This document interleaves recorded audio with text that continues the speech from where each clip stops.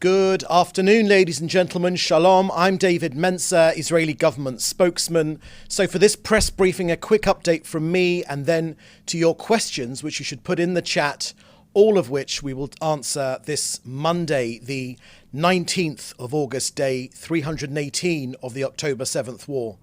We start today with sad news of our fallen IDF soldiers, 692. Since the start of this war, Major in the reserves Yotam Yitzhak Peled was 34 years old and from Rosh Ha'ayin. He was killed in battle in the center of Gaza. And Sergeant Major in the reserves Mordechai Yosef Ben Shoam was also 34 years old and from Geva Binyamin. He too was killed in battle in central Gaza. These are both devastating losses. All of us here in Israel send condolences to these dear families of our heroic fighters who fell in combat from terror attacks, and also our civilians. There are no words of mine that can assuage the pain, the terrible pain of their family and friends. We embrace these bereaved families in their most difficult hour. We are committed to the testament of the fallen to continue to absolute victory over Hamas. May the memories of our fallen heroes be a blessing forever.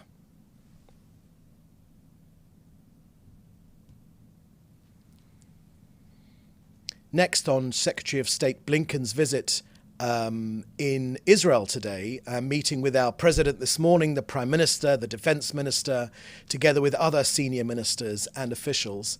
The Prime Minister met with the Secretary in his office in Jerusalem today. It was a positive and good-spirited meeting, a 3-hour-long meeting. The Prime Minister reiterated Israel's commitment to the latest American proposal regarding the release of our hostages, all the while taking into account Israel's security needs.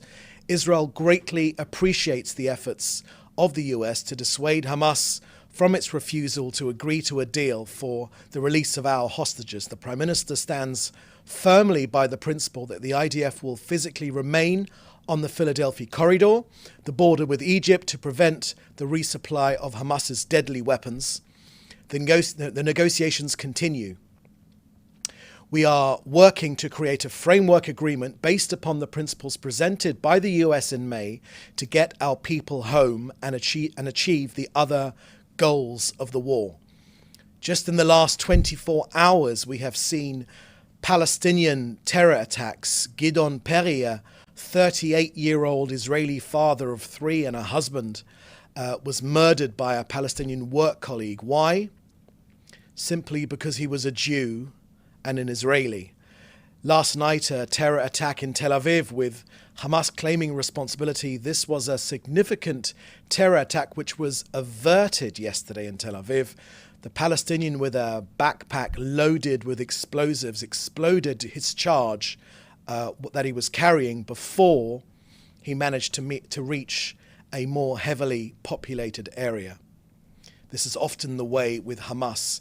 On the eve of potential deals to create quiet, to create peace in this region, they always try and have these terrorist outrages in order to inflame the region. It's unfortunately classic strategy, which we've become used to from the dedicated monsters of Hamas. This morning, IDF soldiers were attacked in Ya'ara, on the border with Lebanon by Hezbollah terrorists with drones. Now an update from COGAT and their work coordinating aid into Gaza. COGAT just today released another example of the systematic abuse of civilian and humanitarian infrastructure by Hamas. Yesterday, Hamas fired rockets from launchers embedded near 2 schools and a field hospital in southern Gaza.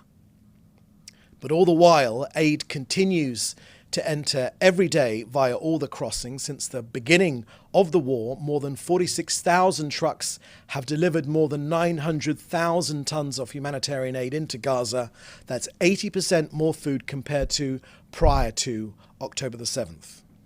On immunizations against polio in Gaza, 95% plus Gazans have been immunized against polio. And Israel is working with the World Health Organization and UNICEF to get 1.3 million other vaccines into Gaza. And more info on this is available on the COGAT website and XFeed. So that's the end of our briefing today. We'll now take your questions, which you should put in the chat together with your news outlet. Thank you very much. First question here from Joel Pollack at Breitbart News.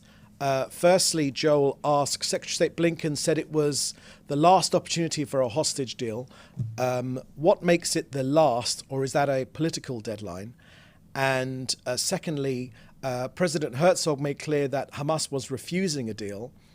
Why did Blinken appear to blame both sides? Thank you very much for those questions, Joel Pollack from Breitbart News. Look,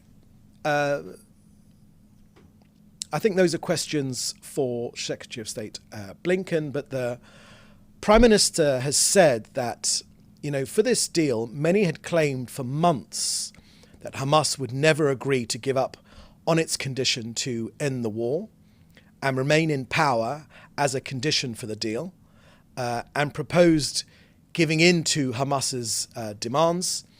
The Prime Minister said that they were wrong then, and they are wrong now. The Prime Minister made clear at the start of yesterday's Cabinet Minister that our negotiations team strongly insisted on this fundamental demand, vital to achieving the goals of the war. Of course, the talks are ongoing and Israel is committed to them, but the Prime Minister has made clear that Hamas has changed its position. The Prime Minister insisted that Israel remain in the Philadelphia corridor in order to prevent terrorists from rearming. Israel also insisted that on advancing a deal that will maximize the number of living hostages, and to enable the achieving of all of our war objectives. Israel is conducting these negotiations with a firm eye on the vital security interests of Israel, as opposed to those who advise that Israel just give in. Israel is engaged in these negotiations for the release of our hostages because it is a national mission of the highest order. The Prime Minister has made clear that Israel is fully prepared to be flexible for this noble mission, but be in no doubt these are very complex negotiations. Hamas is a murderous terrorist organization that is both simultaneously obstinate and at the same time uninhibited in its wickedness. Hamas did not even send a representative to the talks in Doha.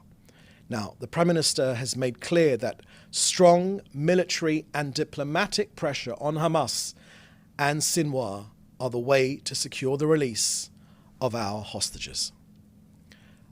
Thank you. I'll take the next question from Hannah Julian in a moment. Jim Williams, I saw a question but seems to have disappeared, so perhaps you can put that again into the chat. But in the meantime, Hannah Julian from the Jewish Press has asked, is there an update on the talks specifically from Cairo? Also, when those talks conclude, if there is no agreement, what happens next? Thank you for that question, Hannah. I've given you an update that we have right now from regarding the hostage release negotiations, which we are currently engaged in. We thank our American partners for pushing these forward. We are indebted to them. But once and again, it is always Hamas which walks away at the final moment. Again and again and again, this has been shown over the last 10 months. We are in favor of negotiations and for them to be concluded successfully, and Hamas keeps walking away.